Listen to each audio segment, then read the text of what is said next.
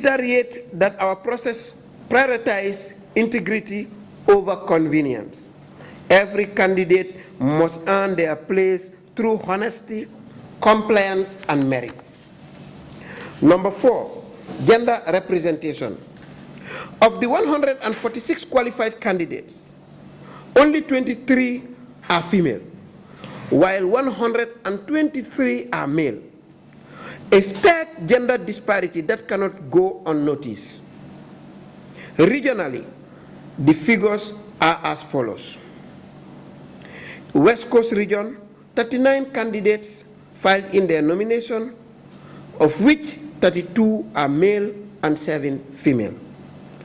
In North Bank region, 21 filed in their candidatures and 19 were male, 2 female. Kanifing municipality, 25 candidates, 16 male and 9 female. Upper River region, 16 candidates, 15 male, 1 female. Central River region, 28 candidates, 26 male, 2 female.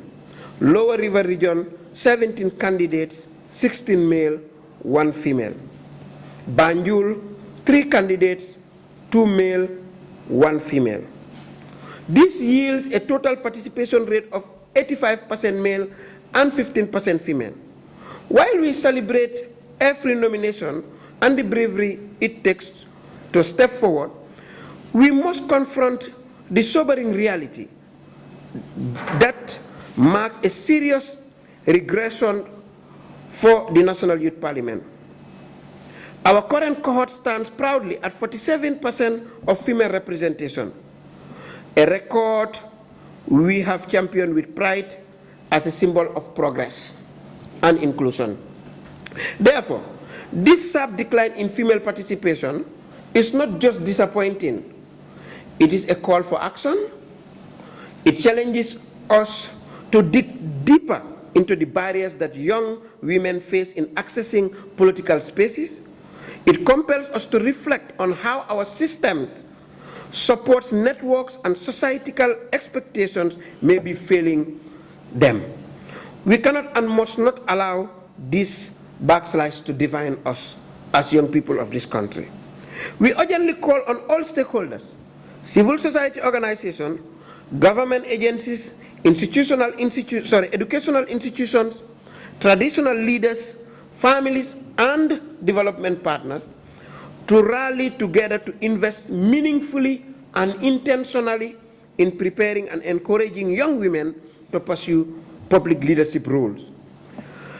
Let us break down the barriers, amplify the voices of young women, and ensure that the next NYP election cycle reflects our true national commitment to gender equity and inclusive governance.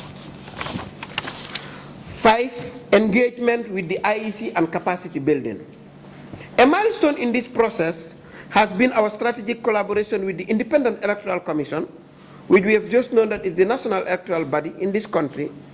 And just yesterday, we concluded a successful training of trainers. In this training, we trained volunteers, electoral staff on the principle and procedures of election conduct, ensuring that our processes mirrors national best practices. And number 6, volunteer mobilization and training. In the spirit of youth inclusion and civic engagement, we launched a national call for volunteers. These young people will be deployed across constituencies to support election operations. They are not just assisting, they are learning, growing, and contributing meaningfully to the democratic process of this country. Number 7, the online registration portal, a great milestone. As part of the commitment of digitalization, we introduced for the first time an online voter registration portal, an innovation that was met with both excitement and considerably technical difficulty. Our initial platform crashed due to technical glitches. Without funding, we had to dig deep, rally support, and purchase a new domain to build a more robust and user-friendly platform. Despite these setbacks, the team worked tirelessly to ensure that the new portal was accessible, functional, and fair. This was a lesson in resilience, creativity, and the spirit of never giving up on a cause greater than ourselves. And number 8, we come to the challenges and the financial constraints that this election committee and the NYP at large faces. Ladies and gentlemen, it is important to acknowledge that the entire process began with a zero budget. That is to say, no initial funding, no grants, no guaranteed support, just a team of dedicated young volunteers, committed members who chose sacrifice over salary and service over comfort. We faced technical challenges, logistical hurdles, and 3 of operational roadblocks, yet we pressed on. Because we believe that democracy should not be postponed due to financial challenges, the will to lead must be stronger than the challenges we face. And that is why the commitment of this committee and the members of the National Youth Parliament is still live on.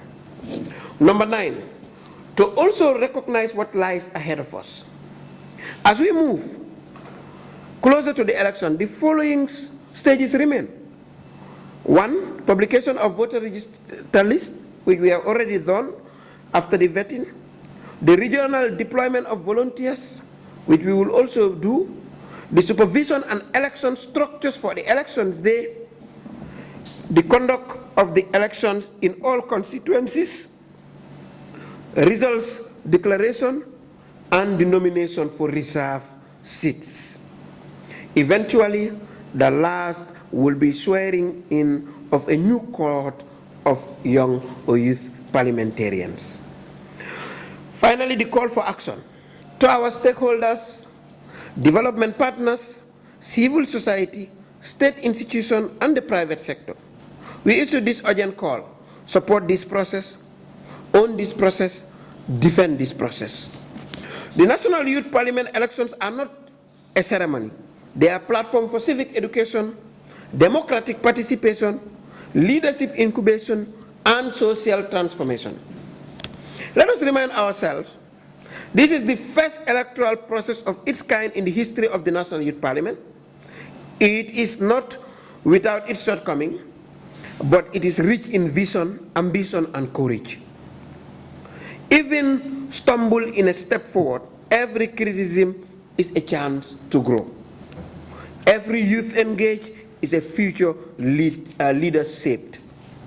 We conclude with a solemn pledge, and that is, the National Youth Parliament Electoral Committee will continue to act with integrity, transparency, and fairness.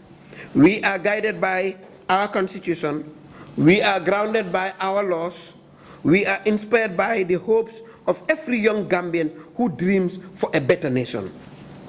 Let this election be remembered as a turning point where young Gambians took their future in their own hands and marched forward.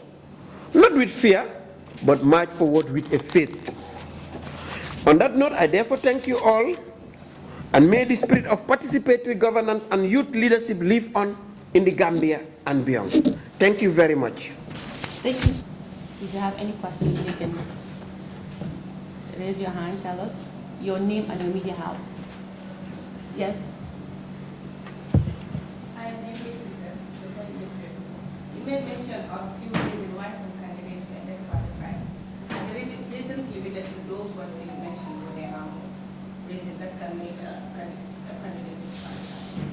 And how are you addressing concerns about voter registration and any potential challenges in electoral process? All right, thank you very much. In as much as there were so many issues that came up during the process, us as a committee also, it is not our intention to disqualify any young Gambians who wants to vie for any position. But again, also there are standards, best practices and everywhere. So we've not overlooked anything, but we have seen that there are things that were major. And of course, elections is a process. It's a process of even asking candidates or members to go back and redo things that they were supposed to bring back.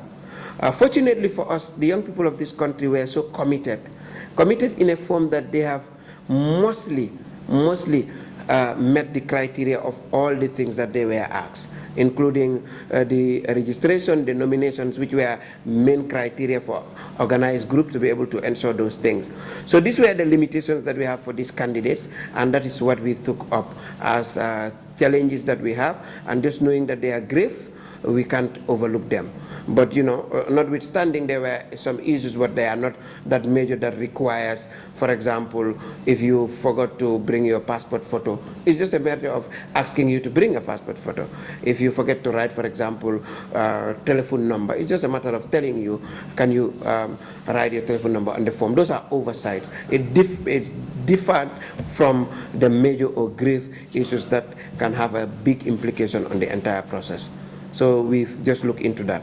The other thing for the voter registration, we have already done the call, and then people have registered, and we have over 23,000 registered voters in the portal, which we are also going to unveil in due processes, due time, using due processes as well. I hope that explains your questions. I'll leave the clerk to answer that on behalf of, All right, thank you very much, Mr. Seka. The question is a very valid one. Yes, there are requirements for one to be eligible to run for the elections of the National Youth Parliament, but also for one to be eligible to vote in the elections of the National Youth Parliament. The National Youth Parliament is an organization that is established with its constitutions, standing orders, and bylaws. So we operate using the guiding principles that are provided for by these documents. And by virtue of our documents, the National Youth Parliamentarians are qualified to become members of the NYP, one, if they are youth. And the definition of youth in the Gambia is a person between the ages of 15 to 35.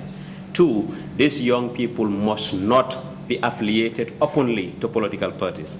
The idea behind that is to ensure that the National Youth Parliament is not a cake that will be shared by politicians. Because today, if young people are partisan in their constituency, they will fail to represent the interests of divergent young people within their constituency. And then political parties will look at these young people as cakes that they can just share within and among themselves. And this is why the National Youth Parliament is non-partisan, is purely for young people. Three, you must also belong to an organized group. Young people of the Gambia constitute for over 60% of the population, and therefore it is impossible for our interests to be represented if we are not organized. That is why the National Youth Parliament is banging behind making sure that young people belong to structures that are organized, structures that are recognized, so that their representation become easier.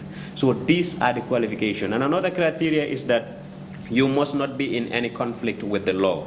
You must not be one person who is undergoing a trial or who has a conflict with the law. These are the requirements for one to be able to contest for the election, and also for one to be able to vote. The other question regarding whether you must be from a particular constituency to be able to vote, yes. Young people from a constituency that they have found are the people that can vote. You cannot come from North Bank and your voting right naturally is in North Bank, and you want to vote for somebody in West Coast region. You vote for the young people that are representing you. This is a mirror of the National Assembly election, and therefore every young person or every person votes where they are naturally supposed to vote. So these are the principles guiding the elections. Thank you. All right, so thank you very much. So we'll take them one by one. The first one is, of course, like I said in my speech, it's so disheartening, and this is a reflection of a national phenomenon that is coming. And us as young parliamentarians, this is what we just want to go away with, by encouraging these young women and then asking them to take part in the entire electoral process. Again, it's not about happiness, us bringing them to be co-opted or to give them quotas. It's not what we want. We want them also to be participating in a form that definitely they will see themselves as part of this process.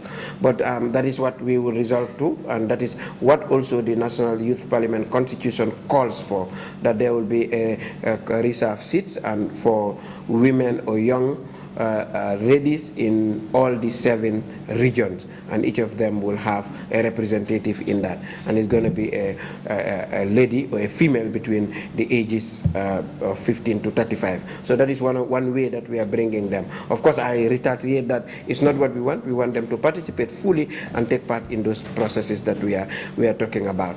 And going to the last question of the reserve seats, that is exactly, we also have a reserve seat for people living with disability, and of course we will give that to GFD, who is the responsible body, so that they're also, like we're talking about, Oba was saying about the structures. We want our young people to belong in a structural movement, organization, or organized group that whenever decisions are being made, we can channel through them for broader consultation. So we also have 2 reserve seats for people with disability, and of course we will also incorporate them as part of these numbers we are going to have in the parliament, those that will already be voted for.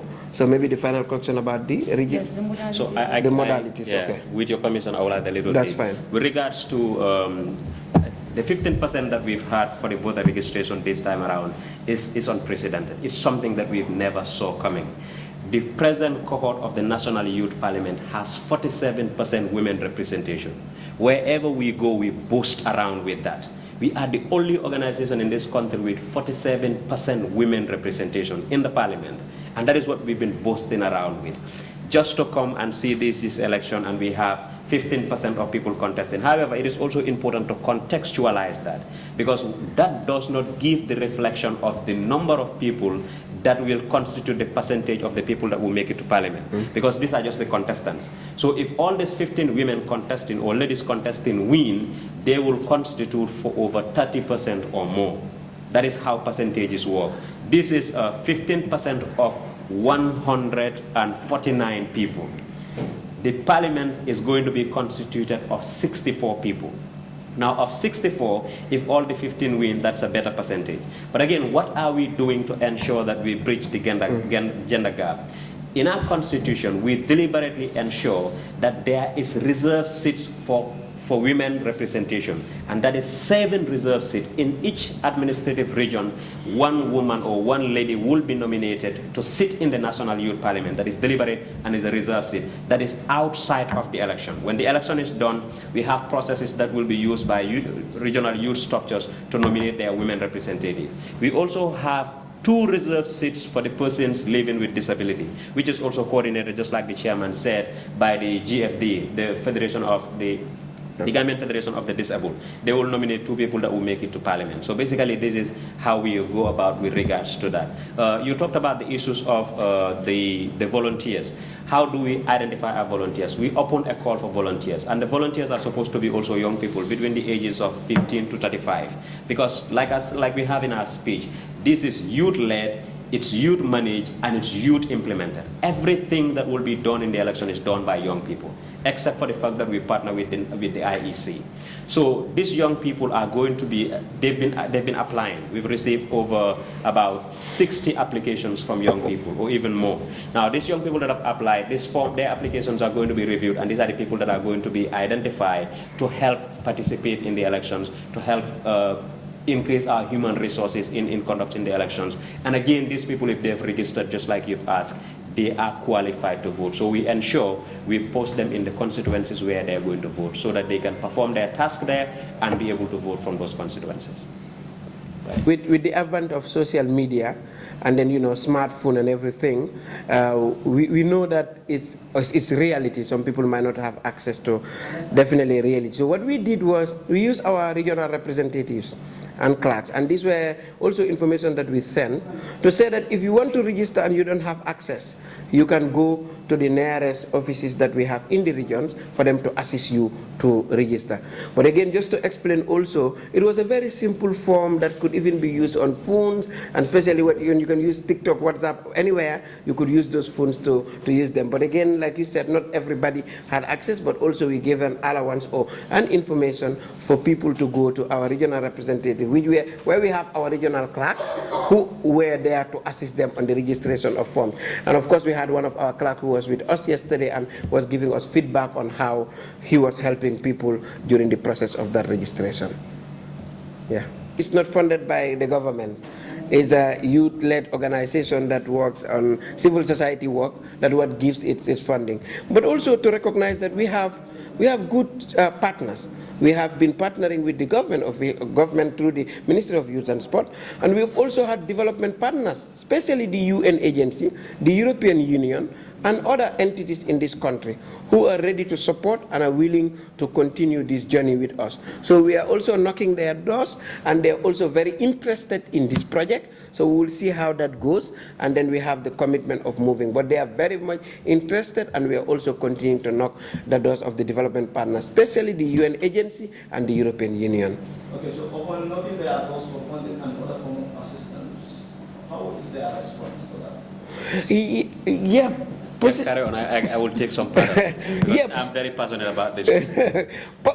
I will say positively. You know, there's nothing on the table to say, okay, there you are, but we have definitely positive response. That is the spirit that is taking us as even not committee, but even the members of the National Youth Parliament Secretariat. That is the spirit of hope, resilience, and then looking forward that is taking them forward. So if, for example, the dynamic media promises us that they are going to come here, our expectation is just to open the door and have a space where they will put their mic and their camera so that they interview. So the same thing we are also hoping with our donors. They said they are coming. We're opening our doors, and we're expecting them to come over to support that. Yeah. Yeah, and just to add, okay. You have representatives on the ground for this national election, you know, who are going to conduct the election. yes, Yes, those are the Is volunteers. there some sort of payment for any reimbursement for him? So, Chair, may I take a look at it? Go ahead. So, you see, when we made the statement and said that when we started this process, we started it on a zero budget. It was not to beautify the speech or to give a rhythmic statement. It was the facts. Until we speak now, when we started this election, there were zero funds for these elections. But it's a constitutional requirement that after 3 years, the mandate of the present parliament has ended. We need to have elections. So whatever it was going to take, we got to have elections. Now, until now, we roam around, knock every office, visit every corner without the funds, but with the commitment that these elections will come through. And everything that we've done, my staff will eventually go home without salaries, but some activities must be done with regards to these elections. And that is how far we've been able to come. Now, with regards to volunteers and their payment, if we have the support funding that is required to be able to fund the activities, because it is also practically impossible to send young people, some are willing, some are not, to send young people as far as Basse and tell them go and coordinate elections for the National Youth Parliament, and you do not give them breakfast. So if the funds are in, we are more than willing to spend a fortune in making sure that this election comes free, fair, and effective. But we are hoping that the funds will come. And we are hoping every other person that is listening to this exercise and feels like they're able to add a butut to it, and so it is done effectively, we welcome them on board. And a lot of times, young people or many other people don't understand. They sit at the back and think that the National Youth Parliament receive monies from the central government, and that is why they can do whatever they want to do, or they can tell the NYP whatever they want to tell them because they're eating their taxpayers' money. It's not right. But we hope and we are ready to sacrifice and give that service to young people of this country. Thank you. Over young people that are affiliated to particular political parties will not be eligible. This is to deviate the NYP from people seeing it from a perspective of being a political institution. Now, young people that are representing their constituencies, let's say, for example, immediately after the election, and they have this idea of writing project proposals for their constituencies, would it be correct for them to align with political organizations to be able to support their project proposals in order to implement those projects in their various communities? Will this be in contradiction of the Constitution as a youth-led organization? That is my understanding. So when we say the National Youth Parliamentarians, with your permission, sir. Go ahead. He's the chair, he's the boss. So with your permission, sir. Question from the chair. Yes. So in order, when we say the National Youth Parliamentarians are supposed to be non-partisan, we do not mean they cannot in any way work with political parties within the constituency. You understand? As young people, we belong to the constituency, but you cannot be as the representative of all the young people registered and fully affiliated to a political party, because then that questions your credibility. I am from party A and you are from party B. If you are fully and 100% party B, how do I know you will serve the interests of the people from party A? That's the problem.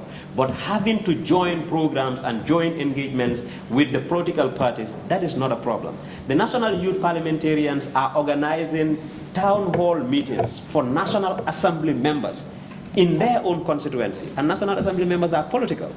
But we can call and have a town hall meeting and invite the National Assembly members so that they can have an interface with their people. The only thing that the National Youth Parliament is shying away from is having to compromise our integrity. But again, we support young people who are in political parties, because in order for us to increase the chances of young people to participate in political roles and in leadership roles, it is only fair that some people belong to political parties. But between the 3 years that you are serving as a National Youth Parliamentarian, be neutral for the young people and serve them in the best interest. So again, just to add on that, the reason for this is also to ensure that the parliamentarians are focused on the agenda of young people. Just to give, for instance, if you are in the National Assembly and then we are talking about development agendas, it's different from when the National Assembly comes to partisan lines on what party A or party B is doing at the National Assembly. For us, the development of youth agendas is what is core when you're a youth parliamentarian. So during the sit-ins, imagine, for example, you're from party A or you've been sponsored by party A, you come, instead of telling us the needs and aspirations of Gambian young people, you are telling us what party A or party B will be doing for the Gambia, which is not our interest. Our interest is, even if you have a partisan lens, during the period in which we are preparing you for this process, for these procedures, like for example, even the process of having integrity in getting the nomination forms, all those things are processes. After the 3 years, you can exit and leave National Youth Parliament and then go join the bigger parliament if you want, go and be a councillor if you want, go and be a whatever political rep you want. But within this period that you're serving as a young parliamentarian, what we are avoiding is deviating from the course of promoting the agendas of young people of this country. So I think that this is quite quintessential for people to understand. Yeah. Because when you talk about the young people, sometimes the misconception and the perception towards some of these things. I'm part of the youth groups, and I know some of you where you know some how you think. So it's very important you highlight some of these things so that they understand how best to represent their constituency. Yeah, that's quite true. Again, also coming into even the national one, not the youth parliament, but the national one, we have 2 members of parliament of whom one of them was a speaker of a certain region. And he is now at the National Youth Parliament as an independent candidate. So the National Parliament as an independent candidate. So you see that person have gone through all that process until become a National Parliament for a certain constituency. So that is the training, that is the molding we're trying to give to those young people, yeah.